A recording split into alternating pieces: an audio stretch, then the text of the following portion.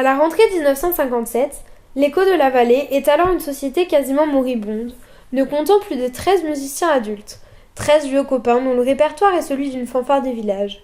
C'est alors qu'arrive à Tullin un nouveau chef, Jean-Pierre Malfay, qui après une carrière dans la musique militaire va en quelques années redonner un nouveau souffle et une nouvelle orientation aussi à la vénérable société.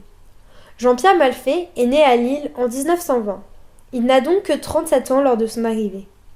À Tullin, où il s'installe avec sa femme et leurs 5 enfants, 2 enfants naîtront par la suite, il va se montrer un véritable entraîneur d'hommes.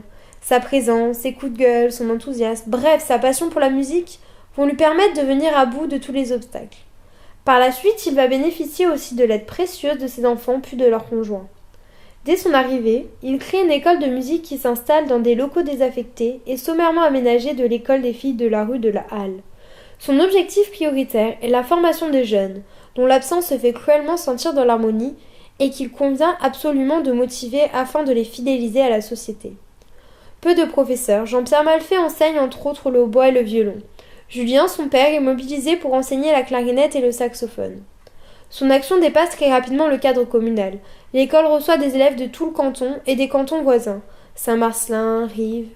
Déjà le 8 mai 1958, une batterie composée de 30 élèves de 13 à 15 ans se produit à Tullin. Le modèle tullinois devient un exemple. En 1960 est organisé à Tullin le premier festival départemental de formation junior. Les voyages vont alors s'enchaîner.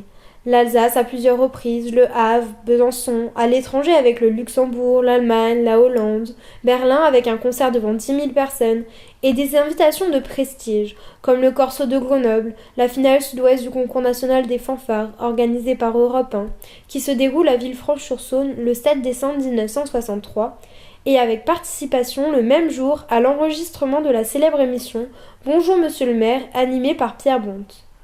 En février 1968, l'harmonie tullinoise a le grand honneur d'être choisie pour accueillir à l'hôtel de ville de Grenoble le cosmonaute Titov.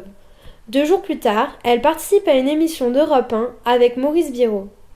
Après avoir œuvré durant 13 ans au sein de l'harmonie locale, Jean-Pierre Malfay est nommé en 1970 directeur du conservatoire de Gap.